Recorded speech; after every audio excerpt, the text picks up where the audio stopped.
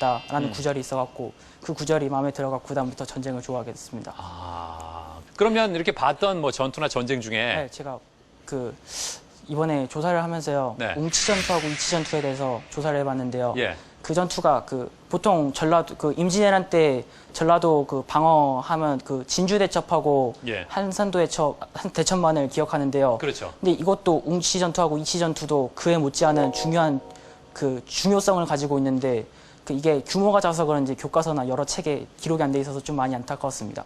아, 그러니까 책에서 주로 다루지는 않고 있지만 다른 책도 있는데 교과서 같은 좀 대중적인 거는 많이 안 다루던 것 같습니다. 교과서에는 없더라? 네. 아, 그런데 그만큼 의미가 있는 전투다? 네. 오, 그래요. 아마 방송 보신 분들이 그렇게 의미 있는 전투구나 하고 다시 한번 느끼실 것 같아요. 네. 예. 얘기만 해봐도 상당히 공부를 많이 하고 대비가 돼 있는 친구 같은데 네. 과연 결과는 어떻게 나올까요? 네. 지금 남아있는 게 A, B, D입니다. 뭘로 할까요? A를 선택하겠습니다. A. 자, 문제 드립니다.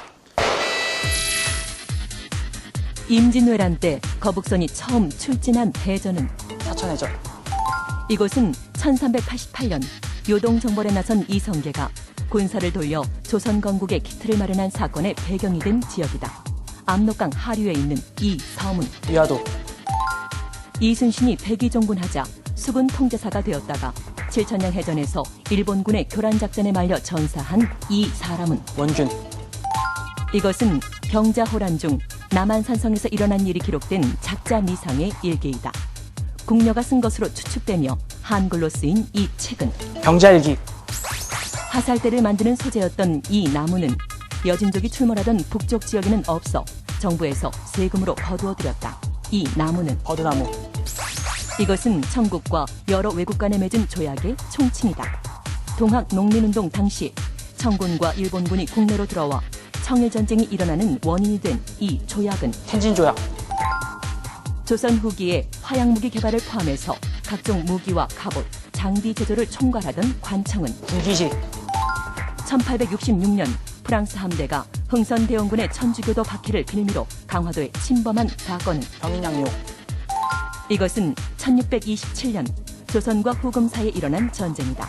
인조가 친명 배금 정책을 추진하자 명을 공격하려던 후금이 후한을 없애고자 조선을 먼저 침략했던 이 전쟁은 정묘호란. 이것은 조선 후기 중국에서 전해진 무기로 창과 칼 쓰는 법을 제대로 훈련받지 않은 병사들이 쉽게 다룰 수 있는 타격 무기이다. 농기구의 형태를 본떠 만든 이 무기는 편곤. 훈련 도감에는 삼수병이라고 해서 세 종류의 군인이 있었는데 이 중 칼, 창, 권법 등으로 적과의 근접전을 위해 양성한 군인의 명칭은 살수. 이것은 16세기 후반에 개발된 화포로 총처럼 개인이 들고 발포할 수 있다. 화포 중 휴대가 가능하여 총과 가장 유사한 형태를 보였던 것은 승자총통. 잘했습니다.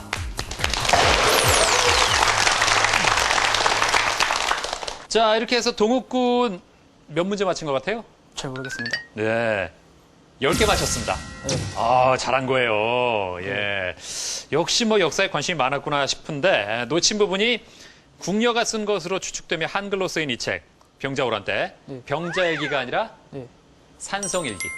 예, 그렇지요. 네. 그리고 화살대를 만드는 소재였던 이 나무는 여진족이 출몰하는 북쪽에는 없어서 정부에서 세금으로 거둬들였다. 이 나무는 버드나무가 아니라 네.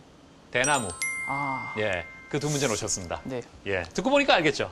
아니요. 모르겠어요? 아니, 산성일기는 네. 저 국어 교과서에 나와서 들어봤는데 네. 그 나무는 잘 몰랐습니다. 솔직한 친구입니다. 웬만하면 알았다 그럴 텐데. 예? 그래요, 예. 지금 표정 보니까 어느 정도 만족한 듯 그런 느낌이에요? 네. 저는 큰 욕심을 가지지 않고 네. 그냥 최선을 다한다는 입장으로 나왔기 때문에 전 괜찮습니다. 예, 이런 친구가 진짜 무서워요. 예, 나중에 보면 정말 잘하는 친구가 괜히 처음에 큰 욕심 없다 그러는데 일단 동욱군의 활약을 계속해서 지켜볼 수 있을 것 같습니다. 네. 김동욱군은 총 10개 맞췄습니다. 다음 도전자 만나보겠습니다.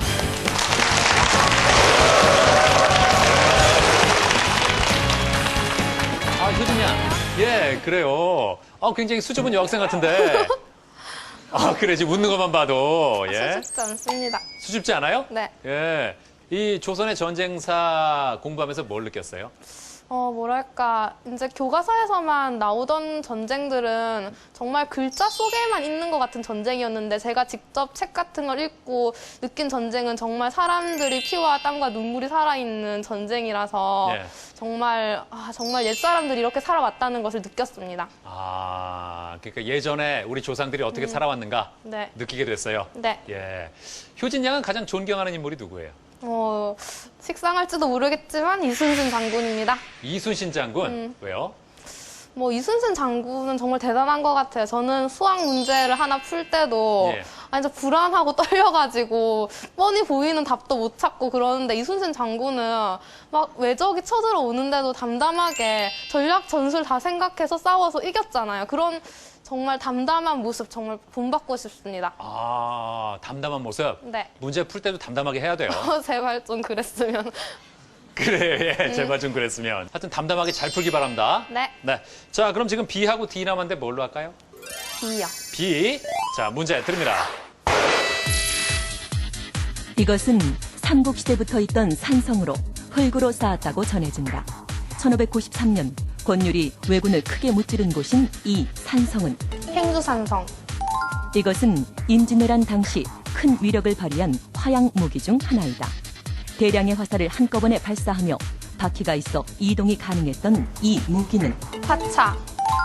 1875년 일본군 함대가 강화도에 침공해서 해안포대를 공격하고 조선이 개항하는 계기가 되었던 사건은 운유호 사건. 남한 산성에 있는 건축물로 주변 지대보다 높게 만들어 적군의 동태를 살피고 장수들이 군대를 지휘하기 위해 설치했던 이 건축물은 망월대. 청일전쟁을 종료시킨 조약으로 청나라가 배상금을 지불하고 랴오뚱 반도를 할양하기로 결정한 이 조약은 시모노세키 조약.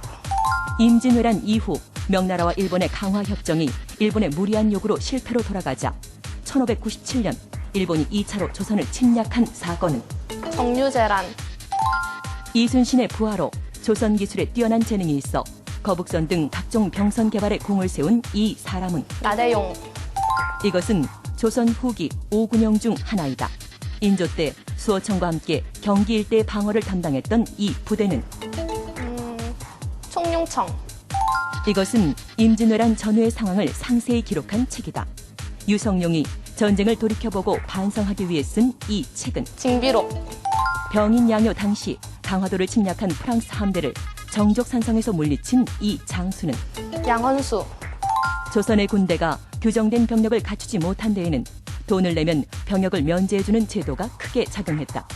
배를 내면 매년 참가하는 소집훈련에서 제외해주는 이 제도는 장군수포제. 이것은 선조 때 이장손이 발명한 신무기로 일종의 시한폭탄이다. 포 안에 감은 도화선의 길이로 포가 터지는 시간을 조절하도록 설계된 이 무기는 비격진천래. 잘했습니다.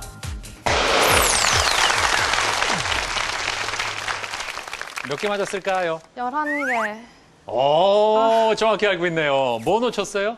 망월대인 것 같습니다, 뭔가. 예. 망월대는 아니고. 네, 망월대는 남한 네. 산성 밖에 있는 거라서 이상하다 예. 생각은 했는데. 정답은 수호장대. 수호장대. 예. 네. 그것만 맞췄으면 다 맞힌 건데. 바꿨습니다. 준비 열심히 했는데요. 대단합니다. 이제 2라운드 갈 걱정은 안 해도 되겠어요. 진짜요? 그럼요. 한 명만 탈락하니까. 예. 박효진 양이 지금까지 나온 3명 중에 제일 많이 맞췄어요. 수줍은 소녀가 또 기뻐하네요. 예. 자, 그렇다고 마음 놓고 방심하면 안 됩니다. 네. 알았죠? 예, 그래요. 이렇게 해서 박효진 양이 총 11개 맞췄습니다. 마지막 도전자 만나보겠습니다.